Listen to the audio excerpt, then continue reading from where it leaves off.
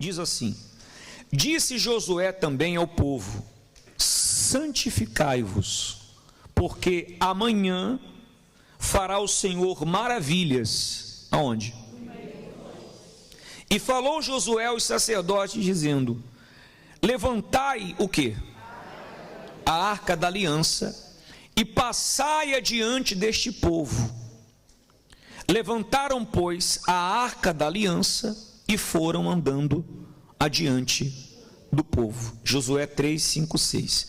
Lá em Josué 3, 11, também diz: eis que a arca da aliança do Senhor de toda a terra passa o Jordão diante de vós.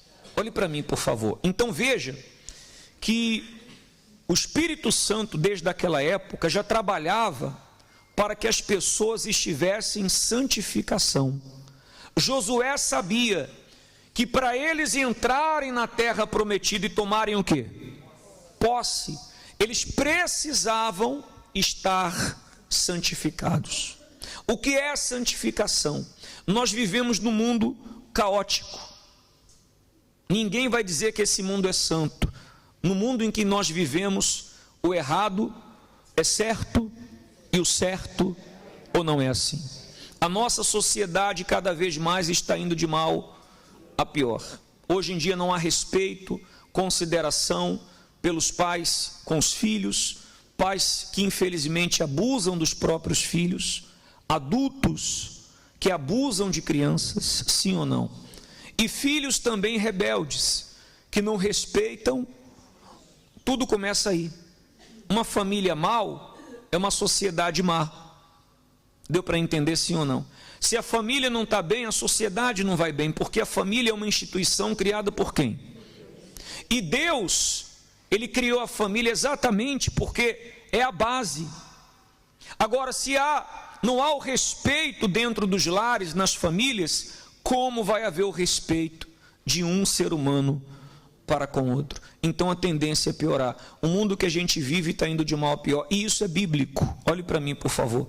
Isso é bíblico. Filhos rebeldes, filhos que até xingam os pais. Você já deve ter visto casos assim. Quem já viu casos assim? Filhos que até xingam os pais. Tem gente que xinga a Deus, não vai xingar o pai, a mãe? Não vai respeitar, olha para cá, não vai respeitar o pai e a mãe? Por quê? Porque é o diabo trabalha com isso. Agora, como nesse mundo caótico, esse mundo depravado, esse mundo profano, como que nós que somos de Deus podemos estar em santificação? Quando os nossos pensamentos estão voltados para as coisas de Deus. Amém? Lá a palavra de Deus diz que de tudo que nós devemos pensar, tudo que nós devemos ter na nossa mente, que sejam pensamentos bons, coisas do alto, coisas de Deus. Porque quando você pensa as coisas de Deus, você não tem tempo para pensar nas coisas do mundo. Quando a sua mente está cheia das coisas de Deus, o mal não consegue soprar maus pensamentos na sua cabeça. Você vê que tem pessoas que vira e mexe, aquela pessoa sempre está com maus pensamentos, aquela pessoa sempre tem dúvida, aquela pessoa sempre tem um pensamento negativo. Por quê? Porque a cabeça dela não está cheia das coisas sagradas. Porque as coisas de Deus são o quê? Então, se ela tem a mente dela voltada para as coisas do mundo, é muito fácil para o diabo encher a cabeça dela com coisas negativas. Aí vem um pensamento de morte, aí vem um pensamento do filho que mata o pai. Não é assim que acontece? Não é assim? Sim ou não? Nós vemos aí tragédias em famílias, mãe que mata o filho, filho que mata o pai. Por quê? A gente pergunta, por que que a pessoa chegou a cometer aquele crime, aquela situação? Porque a cabeça dela estava vazia das coisas de Deus e cheia das coisas do mundo. Então o diabo vai e trabalha, porque minha avó já dizia: mente vazia, oficina de Satanás. Então, quando você tem a sua cabeça, olhe para mim por gentileza, a sua mente, a sua cabeça voltada para as coisas sagradas, você não tem tempo para pensar no que é mal. Então você vai viver em santificação, você vai buscar mais, você vai orar mais, você vai jejuar mais, você vai ter mais comunhão com quem? Você vê que tem pessoas que a comunhão dela com Deus é quase zero, é quase nula. Às vezes a pessoa pensa, mas eu já fui na igreja, eu participei do culto. Isso não quer dizer que a pessoa está em santificação. Porque não é um dia, não é uma hora na semana para você estar em santificação. Isso tem que ser 24 horas por dia. 30 dias, 31 dias no mês. Amém? 12 meses no ano. Imagina você, se a pessoa não vive em santificação aqui agora, como que ela vai entrar no céu que é santo? Tem um lugar mais santo do que o céu? Tem um lugar mais consagrado ou sagrado do que o céu? Se ela aqui na terra não quer viver em santificação com Deus e quer fazer a vontade da carne dela e quer fazer a vontade dela, como que ela pode entrar no céu? Se eu quero chegar em um determinado lugar, eu tenho que pensar onde eu quero chegar, não é assim? Se você quer chegar lá na Espanha, lá em Madrid, então você tem que pensar em Madrid. Você tem que pensar, você tem que ver lá no mapa, você tem que pegar o GPS, fazer um plano de viagem. Não é assim, não é assim. Ou a pessoa sai de qualquer maneira, despreparada. Não, ela quer chegar no destino dela. Então ela vai se preparar, ela vai pensar. Tem gente que quando vai chegando, por exemplo, maio, junho, julho, ela já vai pensando nas férias. Sim ou não? Ela já vai planeando, não é assim? Como é que vão ser as minhas férias? Tem gente que nem acabou esse ano e já está pensando, é ou não é? Sim ou não? Sim ou não? Porque a cabeça dela está nisso. Porque ela quer chegar nas férias e saber para onde ela vai, o que ela vai fazer.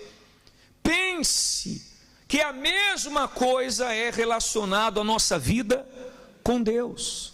Se eu quero chegar no céu, eu tenho que pensar onde? Na terra? Eu tenho que pensar em quê? Nas coisas deste mundo? Eu tenho que pensar onde? No céu. Eu tenho que pensar na glória de Deus, eu tenho que pensar nas coisas de Deus.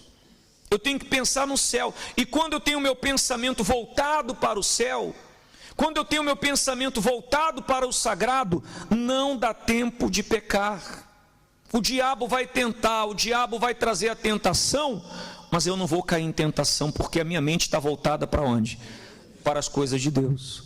Deu para entender? Foi o que Josué queria. Josué, ele sabia que a luta seria muito grande. Entenda, o povo de Israel para entrar na terra prometida foi difícil, muitos inimigos, muitos adversários, e Josué sabia que pela força do quê?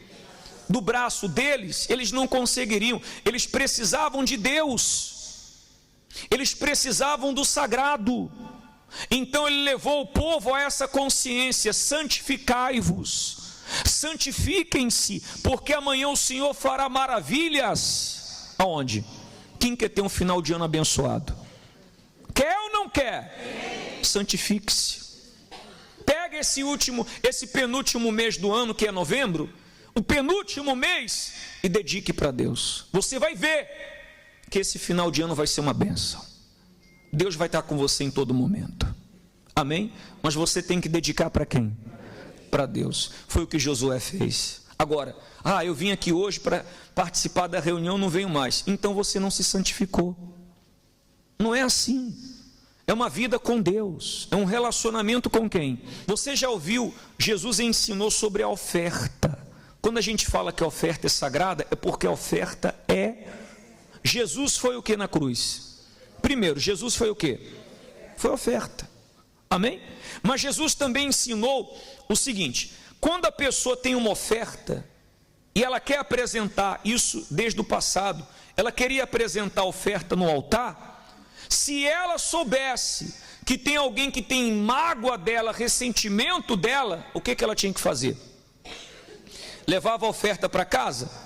Não, ela deixava a oferta diante, Jesus falou, diante do altar. Depois ela ia se reconciliar com aquele irmão que tinha alguma coisa contra ela, ou ela contra ele. Presta atenção. E aí ela voltava, depois que estava com o coração o quê? Aí pegava a oferta e apresentava, porque Deus não aceitaria a oferta da mão dela se ela tivesse com o coração o quê? Sujo, porque a oferta é sagrada.